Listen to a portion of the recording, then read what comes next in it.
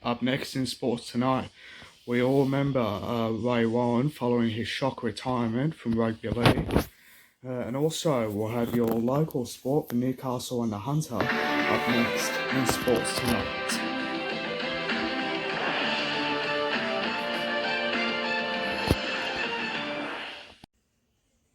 Tonight, if you said they had lit, you'd be half right. No, this revealing special. The closet came out of itself. They're bringing you the comedy Full Monty. Did you steal my red costume? G&W, Flacco and Sandman, 9:30 tonight.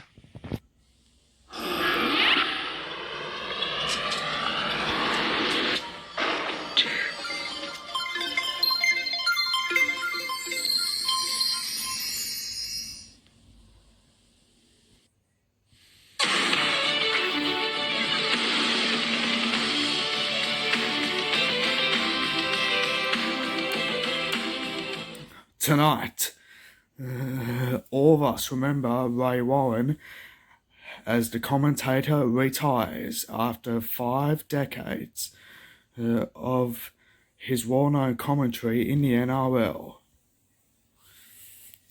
And also, we'll have a look at the best highlights as all of us Novocastrians remember him from all of us Knights fans right around Newcastle.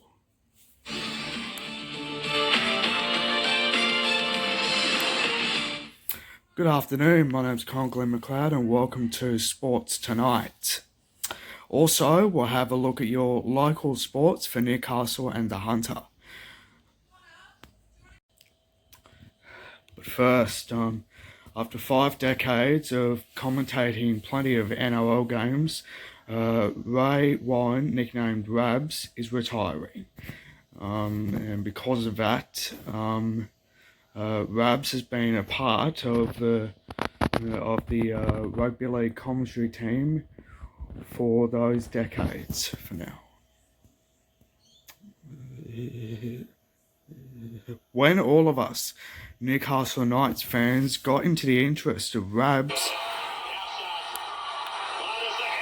it was all because Knights player Mark Sargent scored 3 tries up against the Canberra Raiders, which got the Knights straight into the semi-finals of the Winfield Cup.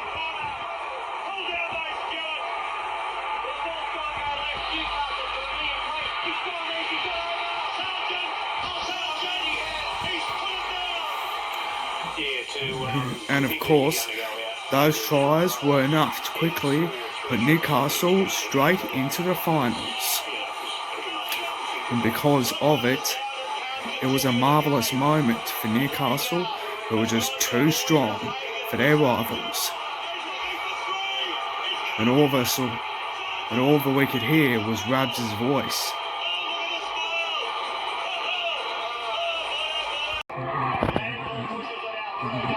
Then, semi-finals came in 1992. And of course, 1992 became the Knights' first year at the semi-finals, with the Knights beating Western Suburbs 21-2. But when all were asked what was the biggest factor in their win, it was the red and blue army of supporters. It's something that's special. They've got a special football team, and they've got special supporters. That's right, part of making this club one of the great rugby league clubs of the future. But 1997 was the Knights' best year. And of course, it was best known for this incredible finish. Darren Albert scoring the match-winning try to give Newcastle their first ever premiership victory to upset the Manly Sea Eagles.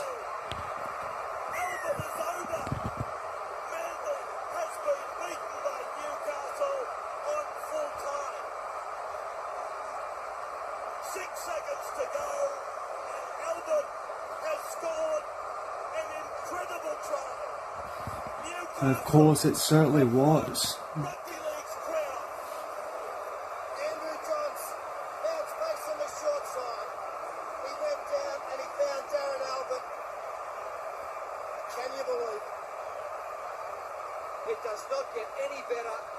And it certainly was not. In the last 5 minutes, it doesn't get any better. It's a fairy tale. And it certainly is. Not just on the ground. You should see them in the grandstands. And no doubt they're dancing in the streets of Newcastle right now. And of course, all of us Novocastrians celebrated as the Knights celebrated their first ever grand final win. They were absolutely out on their feet. I don't know whether it's the crowd or whether it was preordained or whatever, but somehow they found something. Andrew Johnson, there's no way known he's been 100% fit today, and he still had a marked effect on this game. And Darren Albert, well, fancy having a moment like that so early in your career. Well, look at the crowd. Look at the replay shots. One of sport's most magnificent moments. It doesn't matter what sport you're talking about. Here's the kick of goal. It was successful, and for the record, Newcastle has won the 1997 Grand Final, the Optus Cup, 22 points to 16. But the Knights had to wait back in 2001 for another grand final, when they finished in third on the ladder against the first placed Eels. And of course, the Knights knew exactly what they had to do.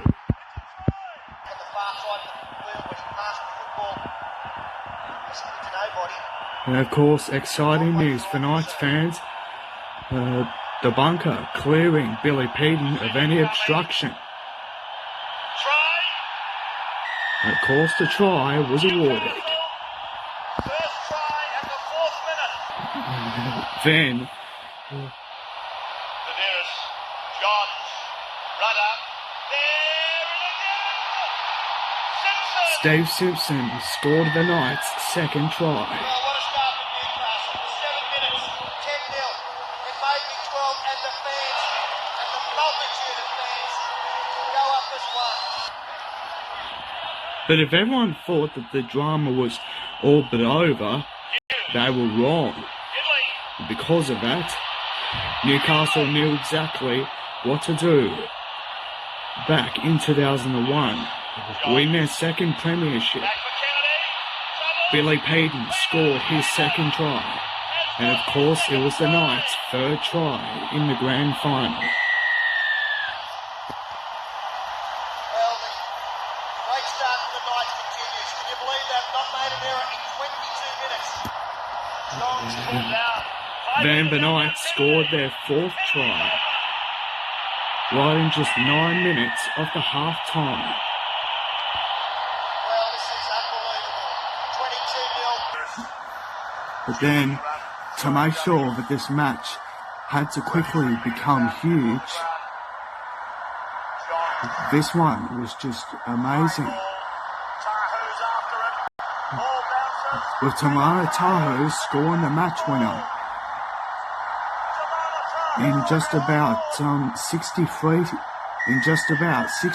minutes of the second half, which was of course 12 minutes left on the clock. 16.5 minutes to go. Then it was time for the Knights to have a penalty goal. As all of us know, the Castrians could hear Rabs' voice. It was just the best. The Knights led 30-12 with only 9 minutes left on the clock. 9 to go. 10 seconds. Then there was good luck for the Knights, who had to beat their rivals Parramatta 30-24, which was enough to give the Knights their second grand final win, and it was in the NRL. Newcastle are the premiers. Second time in history. And of course, Newcastle were the 2001 grand final champions. In 2001, Andrew Johns. The sixth halfback to win the Churchill medal. Anyway, stick around, we'll have more sports tonight after the break. 7:30 Saturday. results are in and you're invited to the party featuring the Backstreet Boys, Britney Spears, S Club 7 and 5. Find out who's hot on Planet Pop. The Smash Hits Poll Winners Party, Saturday night on 10.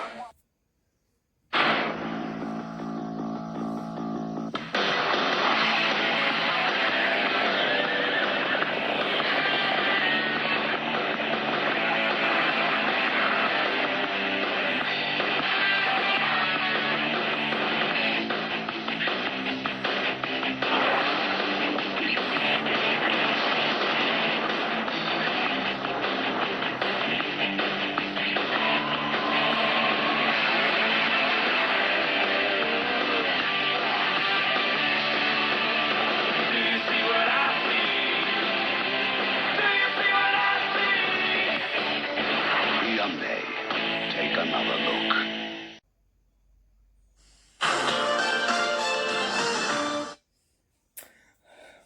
Well, as our tribute to Ray Warren continues following his retirement, he also commentated on the City versus Country Origins as well as the State of Origin series as well. 1994 was a year for country, and of course 1994 was the year that the country origin team secured a win up at Marathon Stadium in Newcastle, now called McDonald Jones Stadium.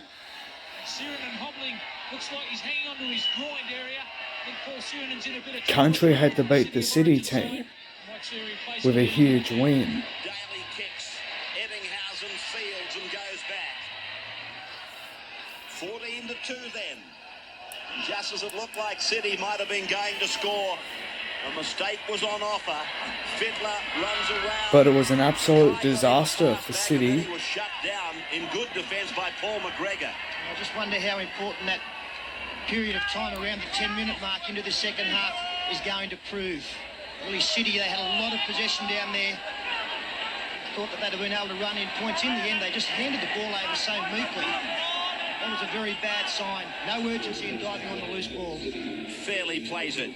The centre of the ground, they're looking to reach the halfway. Sirenen works it up. But just as the fifth tackle occurred, City had to kick the ball, and of course Country had to grab it. Took him out, but it wasn't late. And now Brett Mullins gets away from a tackle. He beat Chris Johns. He goes back in. He runs into Fittler. Ball and all tackle by Brad Fittler. The blind side is stacked. 4 players on the blind. And Dean Pay is tackled 30 metres out. Brett Mullins has got half a blue jersey on him already. Away now for Barnhill. No gain in ground. As Country go back towards the centre of the ground. Probably to come back with Clyde and Mullins a position. And of course, Country had to secure a win. Right back in this one from 1994, up at Marathon Stadium in Newcastle.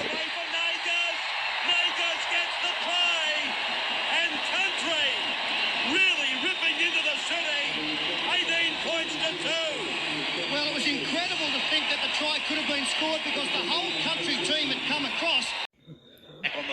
But way back in 1996, New South Wales won the State of Origin. They had to beat Queensland. And of course, they had to do it 3 times to win the series 3-0. Andrew is tackled 10 metres out on 5. Right in front of the uprights. Tooby. Then to Fittler. The kick off the try. Ebbinghausen has got the perfect bounce. And it's a try for the Blues.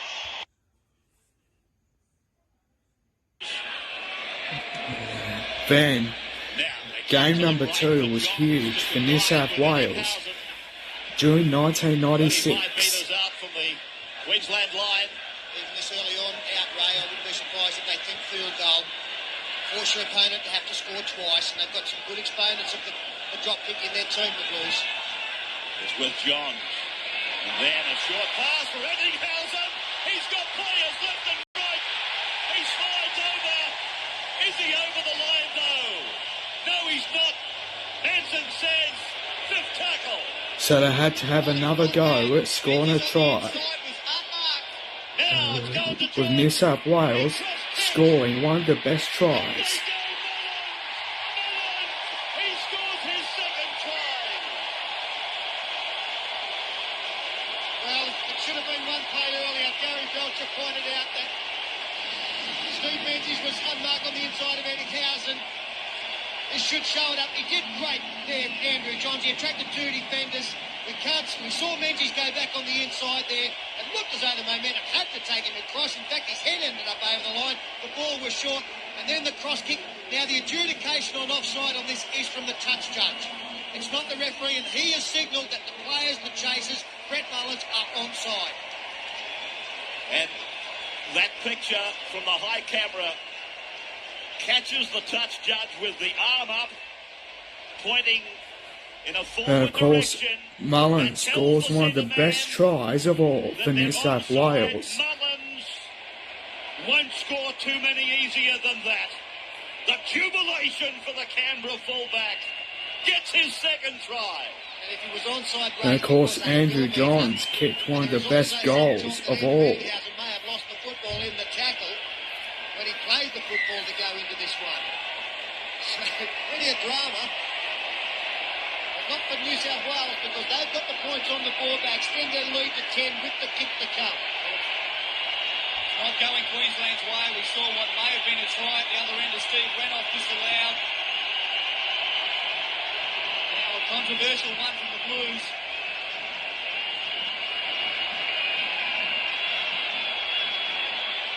Andrew Johns, 5 metres in from touch, 21 metres out. With Andrew Johns kicking one of the best goals, 16-6. it was just massive for New South Wales. In front of a capacity crowd. The shot again has gone wide to the left. 16 points to 6. And then two But of course, into the hands one of the Fittler. best combinations of Origin history for New South Wales worked in the third and final game of 1996. Jimmy in for Fittler, and there it goes, heading for the upright. It's a great kick, and I think yes, it's a try scored by Mullins. The combination has worked again. Mullins has got his third Origin try for the year. And he's having a great time at the end of the kicks that Andrew Johns and this time Brad Fittler are putting up. It was a beautiful bomb. Very well positioned. The chasers coming in. I think Brett Mullins is offside myself. Then a field goal had to be With a kicked. chance for drop goal from way out. I'll tell you what, it's a great kick. Well, Brad Fittler confidently has kicked at something like 35 metres. But then suddenly, the final few seconds came above. Fittler, who was in front of him. 6 more tackles to Queensland. Should have been a penalty. Fittler was offside for mine. That was the penalty. And of course, that's what forced New South Wales to get revenge onto Queensland for the very first time by securing a 3-0 clean sheet. He's almost down on his feet, Langer. Well, there's a way for G and then for Billy Moore. And Moore gets it away. G floats it out. They've got the overlap. Dallas has to come back in. And Dallas is put down 12 metres out. 40 seconds left. Walters then. He gets inside the tackle. Takes it within 2 metres of the line. He'll play it on tackle 5. But Mark Coyne's second try never came in, and because of that, it was disallowed. Coyne has put it down, but he's offside. He's offside. Mark Coyne is offside, and the penalty has been given to the Blues. The Blues were given a penalty after that, and because of that, New South Wales won the series. Steps inside a couple of players. Where's Coyne? He's only 3 metres offside. They can't get a break. What are you saying? It should have been allowed. Well, I think the penalty earlier on. That was the the big play. Brad Fittler was definitely in front. As the siren goes, they would have had a kick to win it, but the fist are raised by the New South Wales captain. What a match. Yeah, what a match. And what a series as New South Wales eventually are able now to celebrate their clean sweep of the 96 series. It was a clean sweep for New South Wales back in 1996.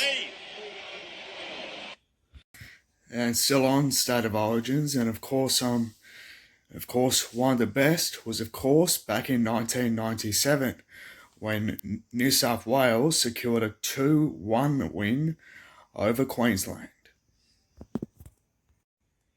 Straight into the first receiver position to the 1997, it was a massive year for New South Wales.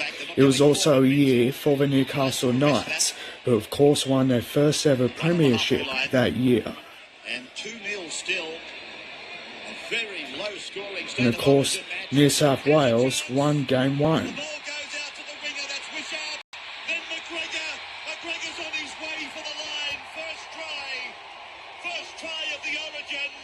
Scored by Paul McGregor. Then Game 2 was also in 1997. Any other attacking footballer. It was a massive one as well. The Blues were coached by the late but great Tommy Raudonikis. They'll do well to hold them out, Queensland. Tuvey away for Kosef to go in. Kosef is over the line. The Blues are in again. And they put it through the hands for Dimmick. Dimmick holding it back. Then, try number 3 to the Blues. McGregor to McGuinness. McGuinness gets it inside for Dimmick. Dimmick's over. Try number 3. The support a Then, second time. New South Wales had to do a field goal McGuinness is pulled down by Matt right in about right in about 11 minutes, right throughout the clock. He's got the hand up. He's given it. He's got it. David Manson said fair goal. 15 to 14. New South Wales in front as we go to a break. The case when it was And of course, in the final few seconds, New South Wales won the State of Origin for 1997. Still barking instructions. And fairly predictable they are. On the 40-metre line, played by Adam Muir. The siren has sounded. Sears takes it to ground. And the State of Origin, the Coca-Cola State of Origin for 1997, has been won by New South Wales. And of course, still in rugby league, and of course, they finished last in their inaugural NRLW season and did not win a game. The star signing, Hannah Southwell, is confident she can help take the Newcastle Knights from worst to first.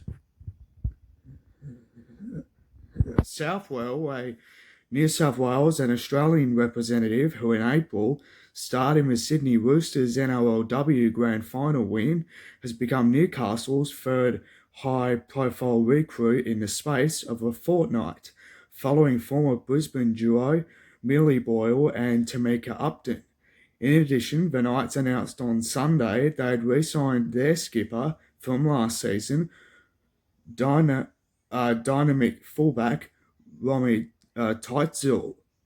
Under new coach Ronald Griffith, Newcastle appear certain to kick off their 2022 campaign with a far more competitive squad than the hastily assembled crew who lost all 5 games last season to finish a distant but heartbreaking last. Southwell, a multi-talented athlete who has also represented Australia in the Rugby Union Sevens and in under 17, under 20 level in soccer, saw no reason why Newcastle could not improve from wooden spooners to premiers in the space of a season.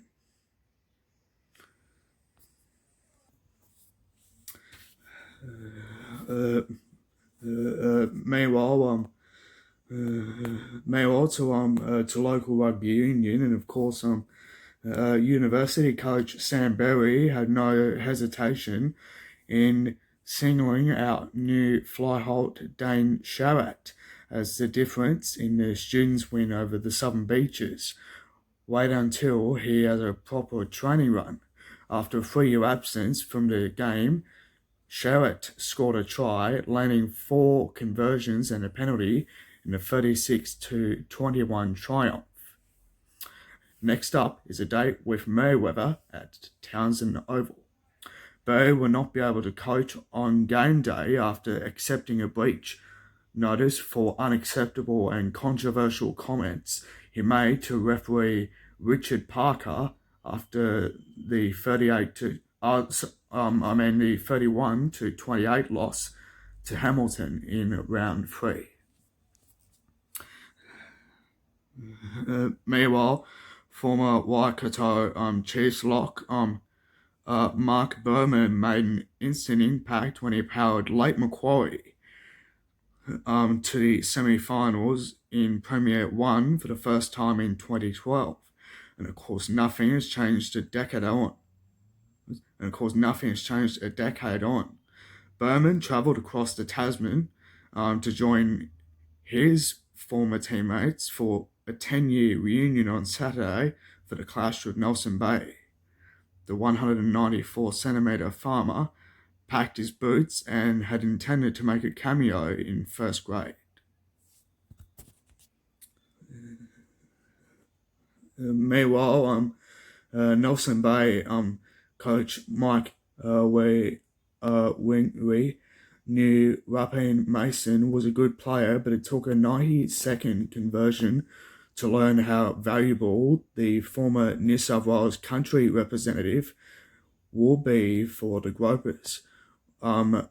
Mason made his debut for the Bay off the bench in the Gropers 31-12 win over Lake Macquarie at Walters Park on Saturday. A knee injury, followed by a trip to New Zealand to attend the funeral of one of his grandparents, delayed his input until now. Mason provided a calm head, and although not physically ready to start in first grade yet, he'll have a major role to play in the Bay's push for a premiership. We'll come back and wrap it all up with a play of the day after this.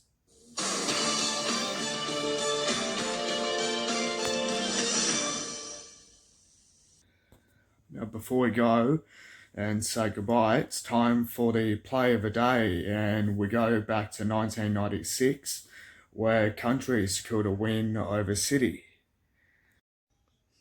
And of course, it was up in Wollongong, up at the old Steelers Stadium, where Knights player Adam Muir scored one of country's best tries of all time, and because of that, country were of course unstoppable right throughout the entire game, and because of that, it's since become absolutely magnificent. That is, and because of that, it's also become more huge. That is, and of course, Adam Muir's try is the play of the day. Of course, that's sports tonight for this Thursday, the 2nd of June. My name's Glenn McLeod, and of course, thanks again for your company. I'll be back tomorrow. Good night.